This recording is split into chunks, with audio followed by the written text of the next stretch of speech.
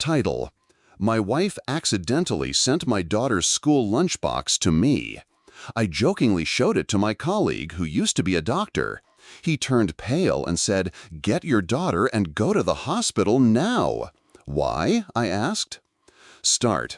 I remember the moment too clearly. The lunchbox sat on my desk, pink plastic, stickers peeling at the edges. My wife had slipped it into my bag by mistake that morning, a simple accident. I laughed when I opened it, a grown man staring at little sandwiches and apple slices. I waved it at my colleague, an ex-doctor who'd traded hospitals for spreadsheets. "Look at this," I joked. "Guess I'm eating like a kid today." He froze. His face drained of color.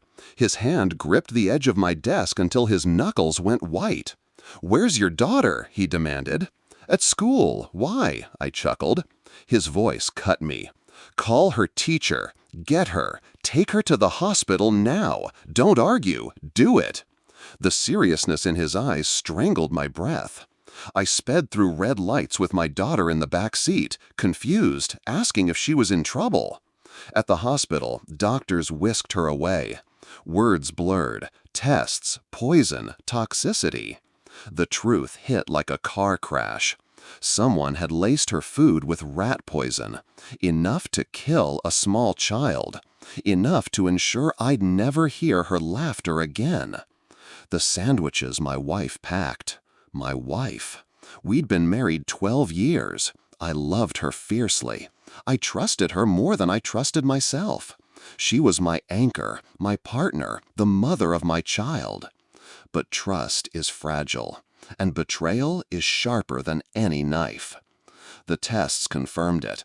Traces of anticoagulant rodenticide in the food. A deliberate dosage, not a mistake, not contamination. Someone wanted my little girl dead. Someone who knew her routine. Someone inside our home. That night, when the house was quiet, I stared at her. She slept beside me as if nothing had happened, her breathing calm, her body warm under the blanket. And I knew. The woman I loved wanted our daughter gone. The signs, once invisible, surfaced like oil on water. The sudden coldness when our daughter cried. The way she spoke about freedom, about starting fresh. The late-night whispers on the phone, cut short when I entered the room. I replayed them all in my mind, each one now dripping with venom.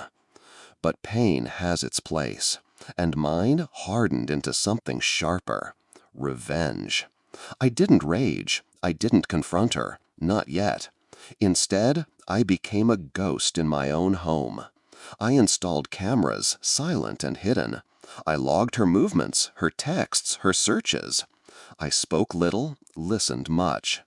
It didn't take long. Another message pinged on her phone. "Did you do it?" And her reply, cold as steel. "Not yet. He's suspicious." He. That was me. And then, "But I'll make sure this time." The man on the other end was her lover. Younger, desperate. They dreamed of escaping together. My daughter, they agreed, was the obstacle. The obstacle, my child. My blood turned to ice. I built my case with the precision of a surgeon. Screenshots, videos, bank transfers, a secret account under her name. Enough evidence to drown her in court. But court wasn't enough. I wanted her to feel the suffocating dread she had planned for my daughter. I wanted her to live in fear, knowing her empire of lies was collapsing. So I staged it, quietly, carefully. I left clues in places she would notice. Her poisoned stash slightly moved. Her messages mysteriously deleted. A note in her purse, "I know." She unraveled, thread by thread. The climax came on a Sunday. Family dinner. My parents, hers, friends. Our daughter, alive and smiling, oblivious to the storm. I stood, raised a glass, and smiled. "I'd like to thank my wife," I said. Eyes turned to her. She forced a grin. "And I'd like to thank her for teaching me how dangerous trust can be." Confusion spread. I placed a small USB on the table, connected to the TV. The screen lit up with her messages, her face caught on hidden cameras, the voice recordings of her and her lover planning my daughter's death. Gasps, shouts. My wife's face twisted, drained of blood, then erupted in denial. But the evidence was merciless. Her parents wept. My friends stared in horror. My daughter asked me softly, "Daddy, what's happening?" And I, calm as stone, told her, "The truth is happening." Police arrived minutes later. I'd timed it perfectly. They led her away, still screaming, clawing at the air, as if she could erase what the world had seen. Her lover was arrested the same night. In the silence after, I held my daughter. She buried her face in my chest, trembling. I promised her she was safe now. I promised her nothing would touch her again. My wife called from prison weeks later, begging, crying, pleading for forgiveness. I listened. I let her voice spill out, desperate and cracked. Then I hung up. Because forgiveness is for mistakes, and she hadn't made one. She'd made a choice. Now I sit in the house she once filled with laughter. It feels emptier, but also cleaner.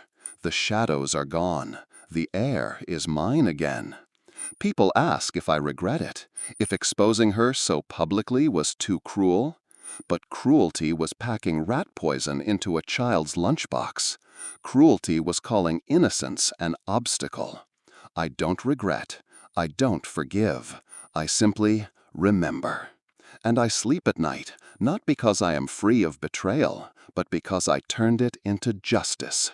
One mistake, one wrong lunchbox saved my daughter's life, and it destroyed the woman who tried to steal it.